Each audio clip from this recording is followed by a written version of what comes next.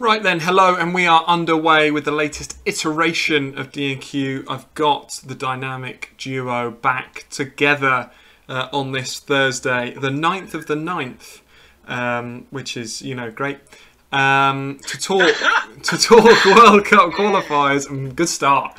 To talk World Cup qualifiers so far, and to talk all about, the potential of what FIFA's coming out with at the moment. They've come out with some bonkers things recently, as has UEFA, to be fair. But the latest is obviously this 2-yearly World Cup nonsense.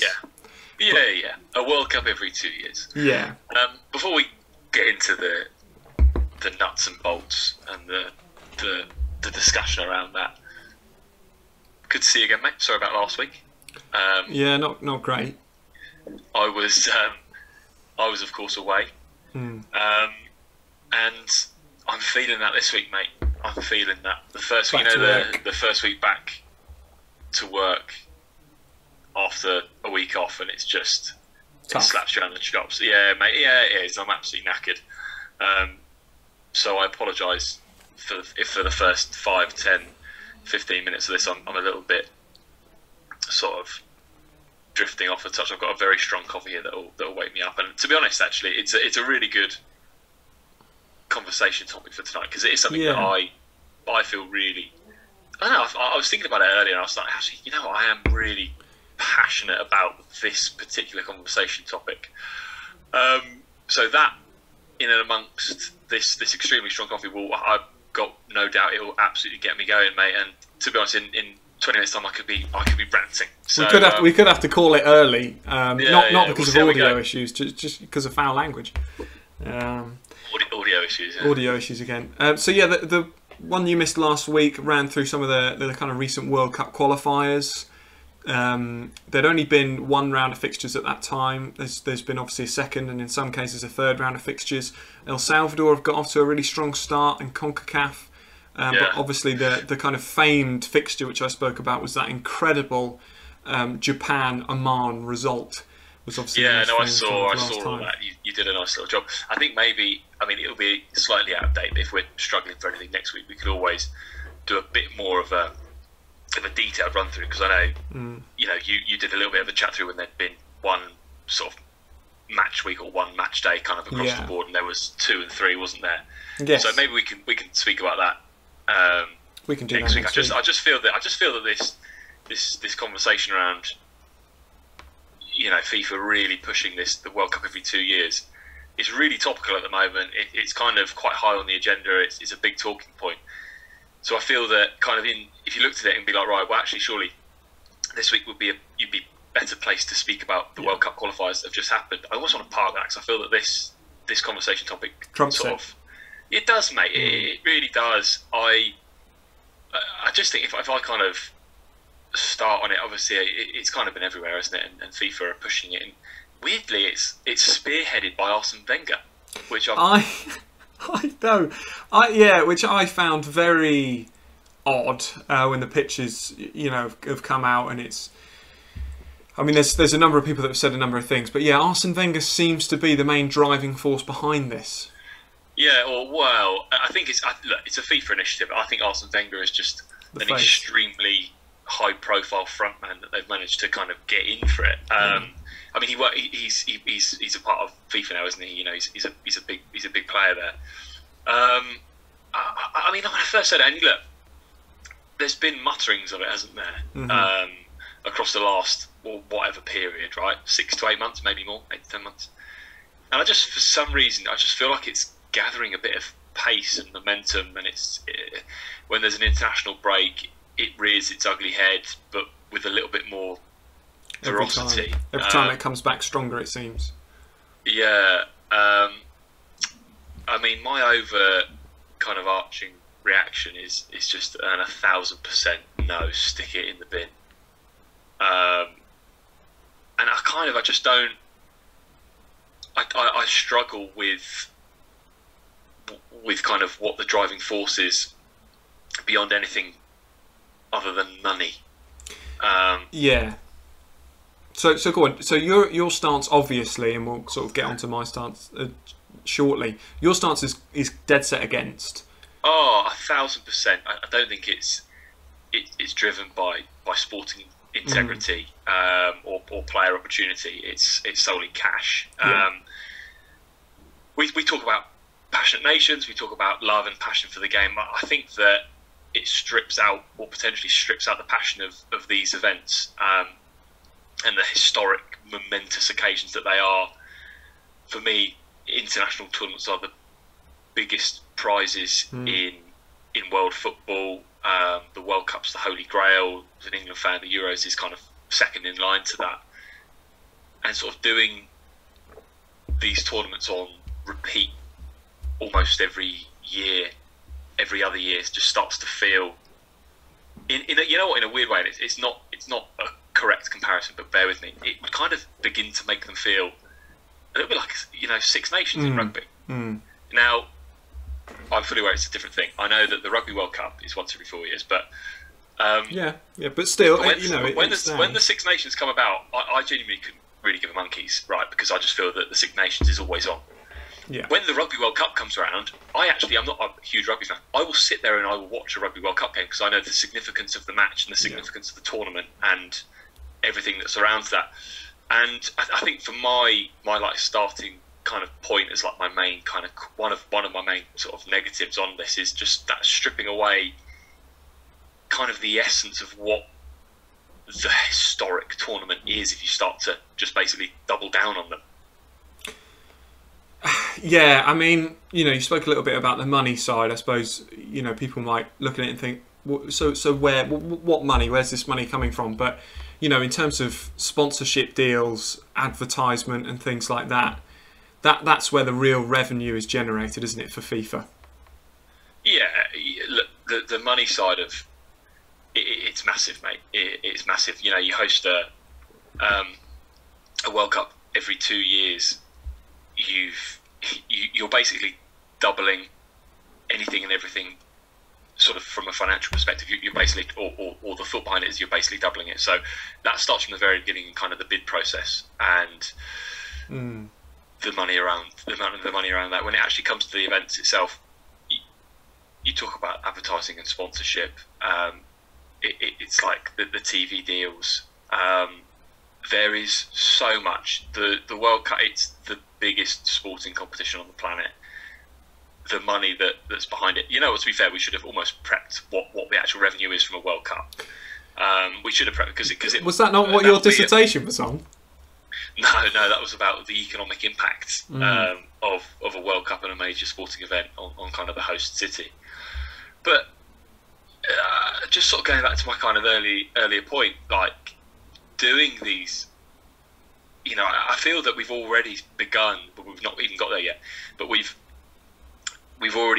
starting to move away from the prestigious, from a World Cup point of view, move away from the prestigious best of the best kind of tournaments that they're necessarily positioned to be, by going from 32 to 48 teams for the 2026 tournament. And then just doing that every 2 years wouldn't feel special. I almost think like it's like almost wanting Christmas every 6 months, isn't it? Yeah, I think Christmas, that's great. Well, let's just chuck one in June. Why? Well, because it's great. I think that for me, there's the love of football side of things, which obviously you've spoken about and how it hampers that. Completely agree. The other thing is, other than FIFA, competitively, who does this benefit? And really, it benefits the same teams that have already won it. It gives them more opportunities to win it. Yeah. Is that what you're saying? Yeah, but also, there's no way that all these qualification games that they do over like a 3-year period, for every nation and every region, they can squish that in as regularly as they do. They can't.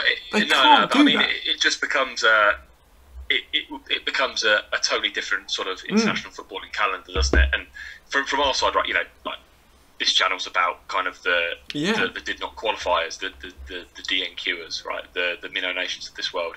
So if they did this every 2 years, how would that impact the development of these minnow nations? So they'd have to probably sack off their Nations League games. That would almost have to all across the globe. That would have to get scrapped. So CONCACAF Nations League, sort of the regional African tournaments like that CACAFA Cup that we sort of monitored, Asian Cup, earlier rounds for those smaller nations, UEFA Nations League, all get scrapped. All get scrapped because they'd have to fit it in for World Cup qualifiers.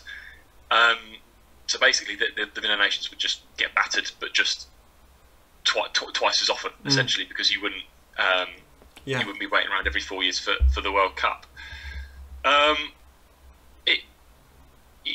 I've seen things about it that you'd have basically less friendly games, and the games would just be about qualifying for the next major tournament. And I've even sort of seen about maybe having a major tournament at the end of every year or every summer. It just feels very money motivated, and kind of I saw a really interesting quote on it, and it said, I've got it jotted down actually. It says, rarity makes a commodity far more valuable, and the scarcity of the event is what sells. So kind of if the World Cup becomes commonplace, how special, how valuable do these what we consider sacred events become? And I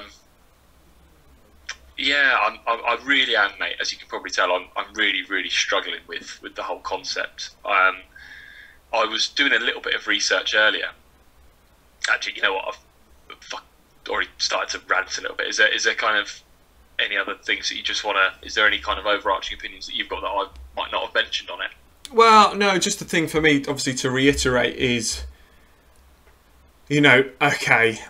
So, let's take an England point of view. We're UK based, of course. Let's take an England point of view. If England were to win the I'm trying to work out a year that hasn't got one. The 2028 World Cup. They wouldn't be one in 2028. So the 2028 World Cup, because there's one every 2 years, is that as special? I think no. But also, as you sort of hit the nail on the head, the minnow nations, particularly in the Caribbean, where the Nations League is such an event for these teams to actually compete, and they've got the first year out of the way now. So next time around, it's going to be even better. They're just going to get pumped. How many teams in the recent round of World Cup qualifying, and yes, they'll play teams like Canada and Curacao and things like that, or El Salvador, but how many teams played 3 or 4 games, and didn't score and got pumped every game? Yeah, mate, I agree. I kind of said that, but you know what? Yeah. In kind of a weird way, actually, I was looking across some socials about it earlier, and the World Cup every 2 years by a lot of these smaller FAs is actually building more and more support, which I know sounds really strange. So African nations are really starting to build some core support for it. A main kind of article that I was looking across earlier spoke about the depth of Asian nations that have kind of exploded on the scene with support for it all. Joint kind of press releases about their support for having it every 2 years and how the game needs to evolve. And so Bangladesh, Maldives, Sri Lanka and Nepal FAs released a joint statement on the 2nd of September, basically approving the idea, sort of jointly saying everything that I've just said there. They feel that it will massively kind of benefit the game of football. Thailand on the 8th released a very similar statement, and then I was reading some thoughts from a journalist from that region, and essentially the kind of backstory behind it is the FAs of these nations almost kind of are nations, aren't they, to a certain extent, those minnows. They make the vast majority of their money from FIFA for these World Cup qualifiers, so the fact that they'll never qualify for them, it doesn't make a jot of difference. You can have a World Cup every month. These nations are never really going to qualify, are they? No. But if you're doubling the number of World Cups for them, it's simply doubling the money that they get from FIFA. So that's all they're interested in, mate. And it comes back to this bottom line of of just a really money motivated, or from my side of things, a really money money motivated. At least you're clear. You know what? It's a money motivated movement, and I couldn't enunciate. It's been a long day, mate. It's been a long day. You get the gist. You get the gist. I do. I just think, from my perspective, that's such a short-sighted view. There you go. I'm at it as well. So short-sighted. You know, I struggle with my S's because, to me, this all screams like FIFA and UEFA so abhorrently against the Super League. Well, how long until they just go, oh, you know what? To save France these meaningless games against Andorra and San Marino, we're just going to do a World Cup where only the top 48 ranked teams auto-qualify. Or, you know, how long is it before they just go, you know what, actually we can save ourselves a few bob if we don't pay the FA of Nepal every 2 years because they're not a high enough ranking or their coefficient isn't enough, so they don't even get a chance. You know, at what point does FIFA and the powerhouse nations behind FIFA just go, okay, great, thanks, exclusive club now? Yeah, I don't know. I have no idea. You never really know what's going to kind of come out, do you, next as kind of the next way to revolutionise the game or improve the game for the better, which always seems to have a real distinct sort of factor of the amount of cash that it's going to generate. I've just got a weird, I don't know, I've got this weird inevitable feeling that that something here is going to happen weirdly, and I really hope I'm wrong. I've seen Derek Ray, you know, the commentator on ESPN and does FIFA stuff. He was speaking about it on Twitter across the last week, and they've run quite an extensive football fan poll. 90% of football fans are strongly against the idea of a World Cup every 2 years. You know, you mentioned kind of UEFA there, you know, and I sort of, I'm always going to contradict myself slightly, so I've sort of said I've got this horrible feeling that something is going to happen here, or they're going to try and develop the game by doing something around the World Cups. But kind of at the same point, there is also a lot of opposition to it. So you've already had the Premier League, the EFL, and UEFA have already come out with quite strong statements against the idea. And you've got players like Sergio Busquets across this international break was quoted saying specifically they want more Euros, more World Cups, more Club World Cups, more league games for every competition. There will be a moment when the players will explode. So who knows, mate, really? Who knows? I've got a horrible feeling something's going to happen, but when you do sort of see kind of the top line, the top tier, opposition and kind of early statements against the ideas, you never know. You never know. But do you think that all of this really just sends the message that we try and put out home even more, that actually proper football is minnow football now?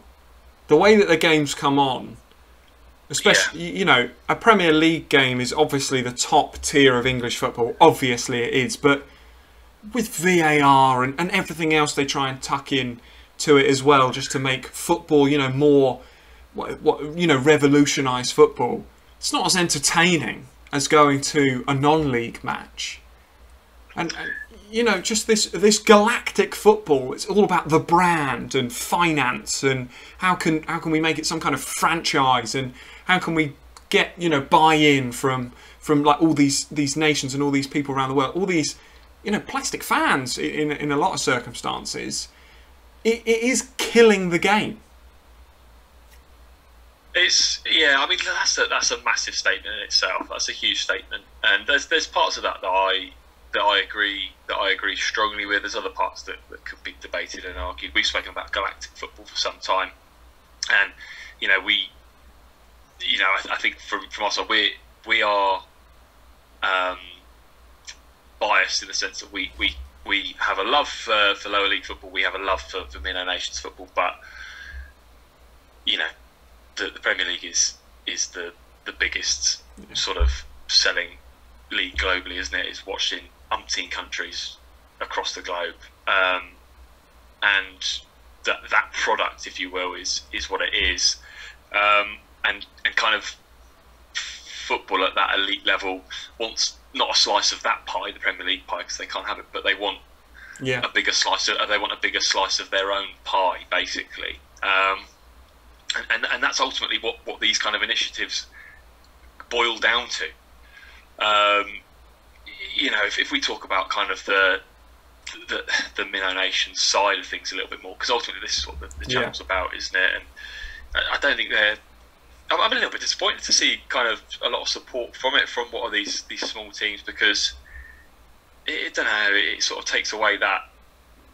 I don't know, it's just for, you know, you just sort of see that from like the likes of Nepal and Sri Lanka that they're for it, and because the revenue that it's going to generate for them, it shows kind of a lack of desire to almost sort of improve the sporting ability of the team by having sort of, I don't know, processes in place to kind of improve the team across a 4-year period. You know, like we speak about this a lot, and we speak about, you know, teams that we've got a soft spot for a lot, about the steps that they're putting in, and kind of the players that have played in this most recent World Cup qualifiers average age of 20, because they're eyeing up 2026 qualifiers to kind of improve and do all that. And I don't know, mate. It's a really messy one, man. It's a really messy one.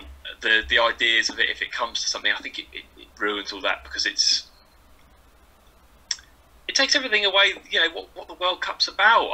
I was reading. I've seen arguments that people sort of for it have said things about, but you know, there's players that are gonna miss it. They might miss it through injury, or you know, they might have been in the kind of best form of their lives, or kind of at their peak for like 5 years, and they might only get to play at one World Cup, despite, you know, having this kind of 5-year peak period. That's kind of the whole point of it. Yeah. That's kind of the whole point of it. These are special events that come round once every 4 years. It's an honour to play at these tournaments. It's not just kind of a divine right or privilege for the players. And the heartbreak of a player getting injured is going to sound a bit horrible, but kind of like the heartbreak of a player getting injured pre-World Cup, or someone in horrific form, but the manager just can't drop him, and the hysteria that goes with it all is all part of kind of the soap opera that is football at these major tournaments, especially the World Cup. I think doubling down on that just dilutes everything that the tournament stands for, mate. It's a real worry. My views on this are actually, you know, football wide. I mean, we were obviously focusing on the World Cup and the Euros and things like that, but I really feel like now more than ever, because of the stat hungry nature of everything, there's such a desire for more, so that stats and records can be broken. Records shattered. That's a good point. Yeah, like Ronaldo, for example. Obviously, this is a Minnow Nation show, but just quickly talking about one of the best players on the planet, Cristiano Ronaldo, has just beaten the international goal scoring record, right? 111 international goals now, I think. Well, if you do World Cup qualifiers every year, someone's going to break that. Obviously, someone's going to break that. If you keep introducing more and more tournaments, more and more games, then these records, of course, they're going to be broken. And it's like the sanctity of these records is somewhat tarnished.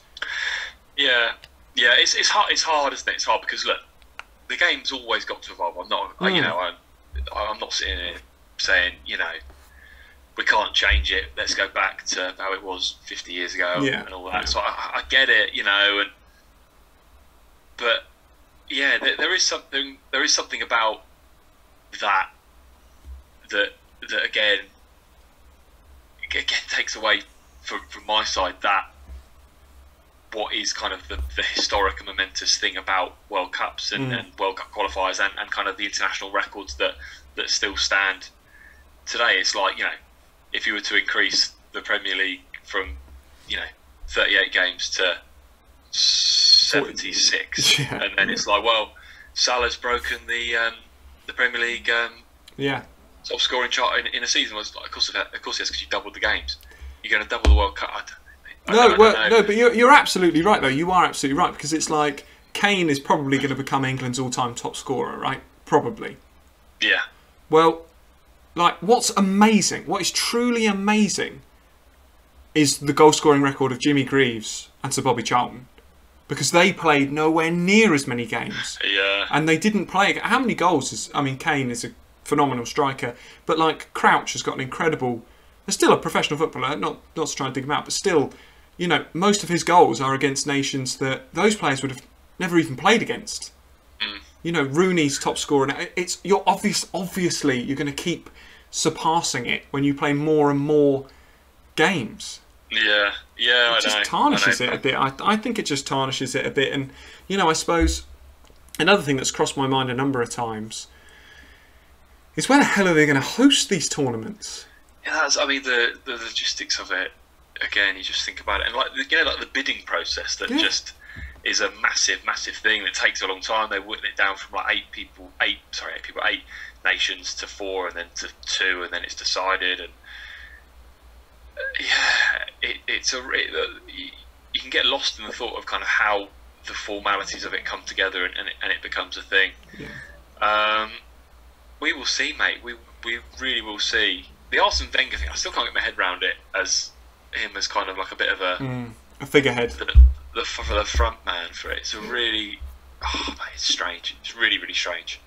And I just think, kind of going back to the point of losing those tiered Nations League style things that really support the development of those smaller nations, that, you know, basically gives an opportunity to have a selection of football matches with teams that are of a similar standard, you know, as they are, and then basically not get battered every game. Well, it gives a platform, doesn't it? You'd sack off all of that. You'd sack off all of that, yeah. But you look at it and you think, sorry to interrupt you, you look at it and you think, the Nations League gives such an opportunity to players who are good players in poor nations. You know, because they're playing like-minded teams. Turks and Caicos Islands didn't score a goal in World Cup qualifiers this time round. Well, in the last CONCACAF Nations League, Billy Forbes scored, you know, a hatful, right? In that same group, Saint Martin, Herwin Lake, you know, scored like 5 goals in that group or something crazy like that. You know, and the coverage, particularly in CONCACAF region, obviously we love the CONCACAF, and the coverage and the social media behind it's so great. It gives these nations and these players a platform that will help further their careers, which they won't get if every time they get drawn in a group against Curacao and get swatted aside by Premier League footballers. Yeah, because that's just, you know, they got a World Cup the following year that they've got to qualify for. I know, mate. I know. I struggle to kind of list the kind of the driving factors that do sit beyond cash. Yeah. Because for all the reasons that we spoke about, mate, really. I'm really interested to see how this story and this project, basically, how it all develops, if it kind of bears fruit, and what the next steps and stages are. Because it'll be interesting. I don't think it'll go away. I think, you know, there's another international break in a month's time. I think it'll probably resurface again there. And it could well be, mate, that if it really gathers momentum, really continues to do so, it could well be something that, if the players are so against it and basically come together and say, you know what, we're not doing it, or if UEFA are so against it and they basically say, well, you can do it, but our member nations aren't taking part, then the whole idea sort of falls flat on its face. I don't even know if UEFA could necessarily call that, but you know what I mean. It'll be interesting if it sort of gets to a point where you've got kind of big decisions that have to be made by nations, UEFA or the players. It'll be really interesting. It will be interesting. It will. Oh, another thing that will be interesting is that in the next couple of weeks or so, we will have our first interview on the show. Yeah, mate, that's great. Yeah, let's kind of put a pin in that World Cup chat. It's a really good one. We'll come back to that for sure. Absolutely. As I say, you can probably tell I feel really strongly about it. You know, you sort of set me off a little bit there, and you've not necessarily been able to get a word in edgeways, mate. I apologise. It's something I feel strongly about, and you know, it sets me off a little bit. And I told you, mate. I told you I'd get going, didn't I?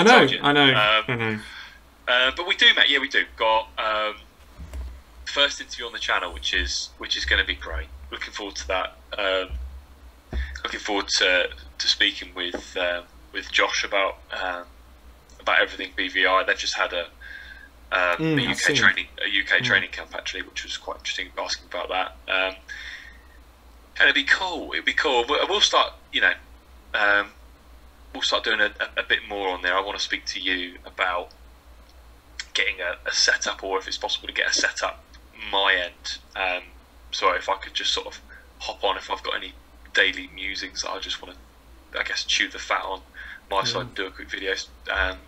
Yeah, I want to speak to you about that because I think that'd be cool. And also it means that it sort of takes the pressure off it being kind of a scheduled thing between you and I on like a Thursday. It's more of a if and when thing. Yeah, it could be more of an ad hoc thing for me. If I go, oh, you know what, I've seen something maybe doing the rounds or trending on socials or something that's actually, that centres around international football and that of the minnow nations that we love and adore, and it's like, actually I've got an opinion that I just want to kind of air out, then I'll be able to do so. So let's get that sorted. Very aware that this lighting makes me look extremely pale. I almost sort of sat in front of the curtain and became invisible.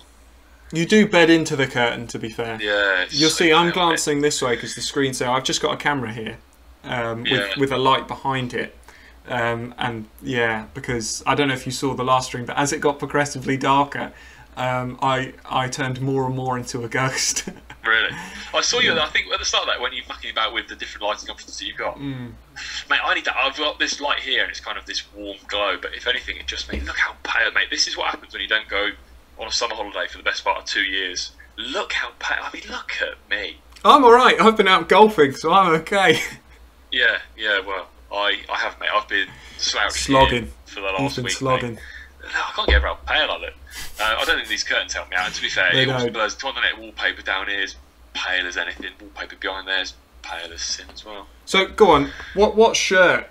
What shirt are you going to be banging tonight? Mate, I'm going to go Ghana tonight. It's in here somewhere. I'll chuck a Ghana strip on. Looking forward to it. Bit of five-a-side Thursday to be good.